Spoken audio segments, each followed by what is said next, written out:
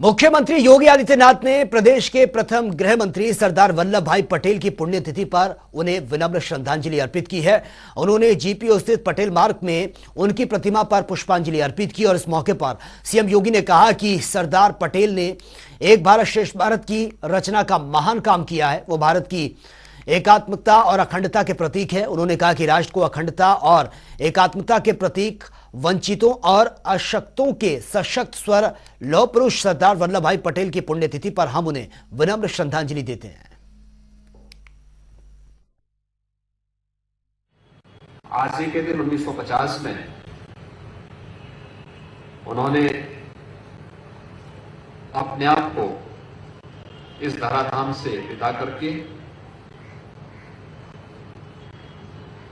भावी पीढ़ी के लिए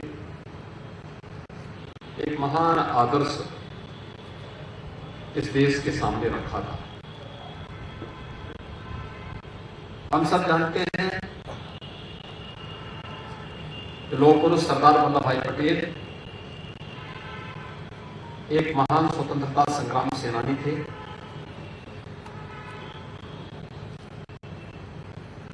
आजादी के बाद संविधान निर्माण में उनकी महत्वपूर्ण भूमिका थी और स्वतंत्र भारत का स्वरूप किस प्रकार से होना चाहिए, वर्तमान भारत के शिल्पी के रूप में भी जिस महापुरुष को लोग बड़ी श्रद्धा और सम्मान के साथ स्मरण करते हैं, वह नाम लौह पुरुष सरदार वल्लभ भाई पटेल का है। भारत के 563 से अधिक रियासतों को एकीकरण करके भारत गणराज्य का हिस्सा बनाना एक दुरूह और चुनौतीपूर्ण कार्य था, जिनमें बहुत सारे रियासतें ऐसी थी जो उस समय कहीं ना कहीं विचलन की स्थिति में थी, जिसमें जूनागढ़ और हैदराबाद, इन दो रियासतों के बारे में, उनकी हरकतों के बारे में हर व्यक्ति जानता है। लेकिन लौह पुरुष सरदार वल्लभ भाई पटेल की दूरदर्शिता और दृढ़ इच्छा शक्ति के सामने इनकी एक नहीं चली और सभी रियासतों ने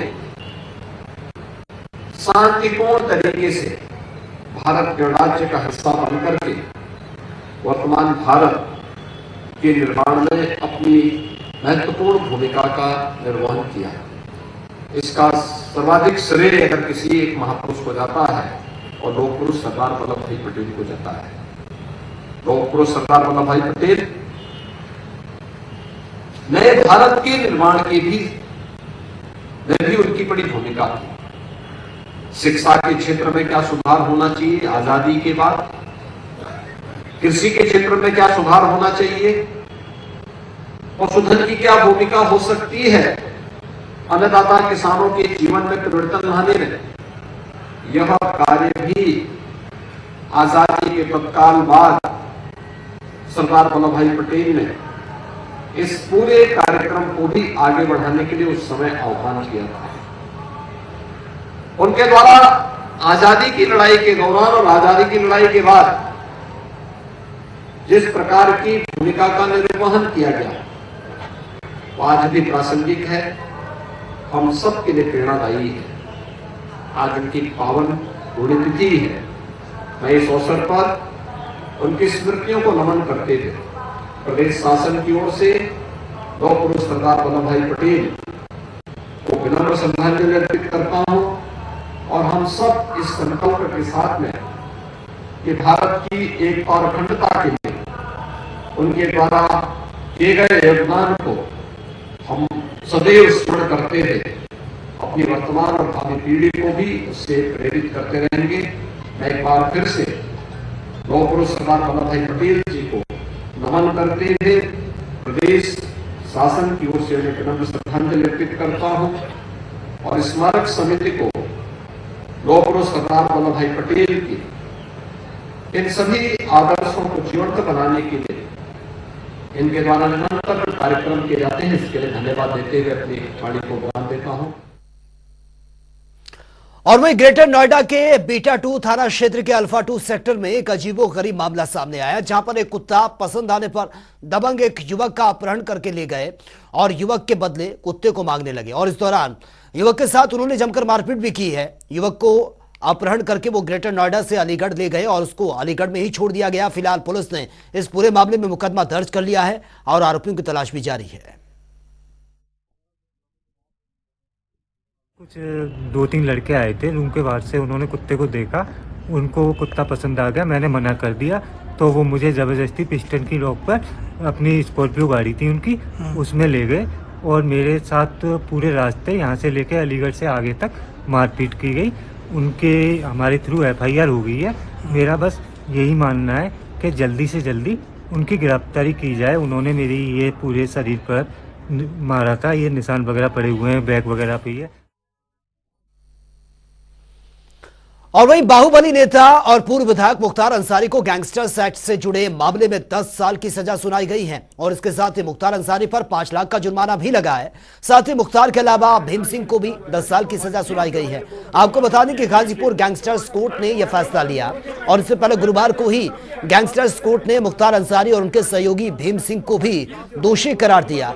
सजा सुनाए जाने के दौरान भीम सिंह कोर्ट में पेश हुए, जबकि मुख्तार अंसारी को वीडियो कॉन्फ्रेंसिंग के जरिए पेश किया गया था और इस मामले में पिछले दिनों बहस पूरी हुई थी। और आपको बता दें कि 26 साल पुराने गैंगस्टर्स के तहत मुख्तार अंसारी और भीम सिंह पर 5 मामले दर्ज किए गए थे।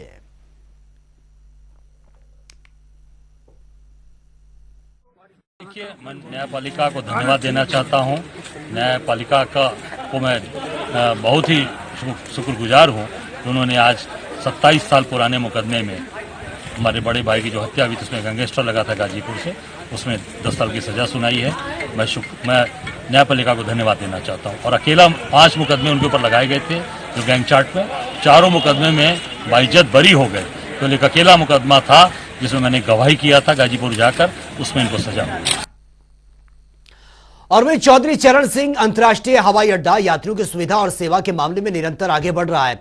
अडानी प्रबंधन ने साल के अंत में यात्रियों की संख्या बढ़ने के साथ ही सुगम आवागमन के लिए कई पहल की है और इससे हवाई अड्डे पर यात्रियों की आवाजाही को आसान बनाने के लिए उन्होंने टर्मिनल 2 में यात्रियों के प्रवेश के लिए अतिरिक्त मुख्य प्रवेश द्वार का संचालन शुरू कर दिया है। इसके साथ ही ऐसी कई अन्य सुविधाएं भी हैं जो यात्रियों के सफर को और भी आसान बनाएंगे।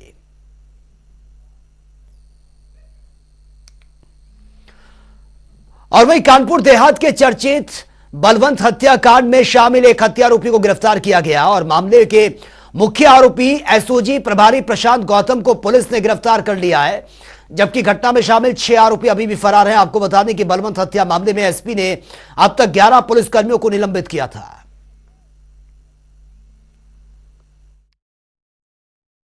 थाना रनिया पर पंजीकृत मुकदमा अपराध संख्या 30/22 जो श्री बलवंत सिंह की हत्या से संबंधित है, उस क्रम में अवगत कराना है कि मेरे द्वारा अभियुक्तों की गिरफ्तारी के लिए 6 टीमों का गठन किया गया था, जिस क्रम में आज तत्कालीन एसओजी प्रभारी, जिन्हें पूर्व में सस्पेंड कर दिया गया था, प्रशांत गौतम की अरेस्टिंग करी गई है। बाकी हमारी टीमें समयबद्ध और टारगेटेड वे में अन्य अभियुक्तों की गिरफ्तारी के लिए प्रयासरत है। और गोरखपुर आईटीएम गीड़ा के बच्चों ने एक ऐसा हाईटेक जैकेट तैयार किया जो न केवल आपको सुरक्षा करेगा बल्कि स्मार्ट पुलिसिंग को और मजबूत और ताकतवर भी बनाएगा, साथ ही मंचलों को भी सबक सिखाएगा। देखिए जनता टीवी पर यह रिपोर्ट हाईटेक जैकेट की। पुलिस पे अटैक कर देते हैं दुष्कर्मी लोग, तो मेरी टीम ने और मैंने सर लोगों से बात किया, डायरेक्टर सर ने सर बात किया तो बोले कि ठीक आप लोग बनाइए सर। तो हम लोग से 5-6 हज़ार रुपये अपने कल्चर इंस्टीट्यूट ने कुछ मदद की है, हम लोग अपने फ्रेंड्स वगैरह से कलेक्ट करके पैसा इसे बनाया गया सर। चाहे चिप लगाया गया है सर, और कुछ सब वेस्ट मटेरियल भी है उसमें भी, तो उससे भी सब जुगाड़ करके लगाया गया सर। आजकल आपने देखा होगा हर समय महिला सुरक्षा को लेकर के सशंकित रहते हैं सब लोग। सरकार भी इसके लिए बहुत ज्यादा जागरूकता अभियान चलाती रहती है। बहुत सारे विद्यालयों में भी कार्यक्रम करती है कि महिलाएं अपनी सुरक्षा स्वयं कैसे कर सकती हैं। इसी के तत्वाधान में बच्चों ने विचार मन में ला करके इस कार्यक्रम को बनाया और एक ऐसा यंत्र तैयार किया जिससे कि कहीं ना कहीं जो मंचले या सौदे हैं जो अक्सर छेड़छाड़ घटनाएं करते रहते हैं उनको सीधे अपने खुद से सबक सिखा सकते हैं। इसी क्रम में बच्चों ने जैकेट या फिर आप देखें हथकड़ी या फिर एक हेलमेट का निर्माण किया है। हेलमेट तो ऐसा है एक यंत्र है जिससे वो राष्ट्र सुरक्षा के लिए भी आने वाले समय में सरकार चाहेगी और उसको बेहतर तरीके से उपयोग करना चाहिए तो हम सहयोग करेंगे और इस हेलमेट का प्रयोग राष्ट्र की सुरक्षा में किया जा सकता है। और रामपुर में सपा के दिग्गज आजम खान और स्वार टाटा सीट से विधायक उनके बेटे अब्दुल्ला आजम खान के 2 जन प्रमाण पत्र मामले में एमपी एमएलए कोर्ट में सुनवाई जारी है और इस मामले में गवाहों ने जिरा होनी है। और आपको यह भी बता दें कि आजम खान के परिवार के खिलाफ लगभग 200 से अधिक मुकदमे दर्ज हैं। वहीं खुद आजम खान के खिलाफ भड़काऊ भाषण के मामले समेत लगभग 100 से ज्यादा मुकदमे दर्ज हैं। देखिए उसमें भी लगातार डेट्स लग रही हैं। जो भड़काऊ भाषण आजम खान ने दिया था कल उसकी सीडी माननीय न्यायालय में चलाई गई थी और उस समय जो उस सीडी को संरक्षित रखता है वो भी वहाँ उपस्थित था। उसने बताया कि ये आवाज़ आजम खान की ही है। अब उस पर आज फिर सुनवाई होनी है। उनके बचाव पक्ष के जो वकील हैं आजम खान के वो अपना तर्क प्रस्तुत करेंगे कि ये सीडी गलत है या सही। और उत्तराखंड विधानसभा में बैकडोर से 2016 में भर्ती जो हुई है अभ्यर्थियों को आज सुप्रीम कोर्ट से बड़ा झटका इसमें लगा है। आपको बता दें कि हाईकोर्ट के फैसले के खिलाफ अभ्यर्थी सुप्रीम कोर्ट पहुंचे थे और आज सुप्रीम कोर्ट ने सुनवाई करते हुए याचिका को निरस्त कर दिया है। साथ ही तीखी टिप्पणी भी की है। वहीं विधानसभा अध्यक्ष रितु खंडूरी ने जानकारी देते हुए कहा कि सुप्रीम कोर्ट में हो रही कार्रवाई को वो खुद भी ऑनलाइन देख रही थी और विधानसभा की ओर से लिए गए निर्णय को सुप्रीम कोर्ट ने सही माना है, लिहाजा वो अदालत का भी धन्यवाद अदा करती हैं।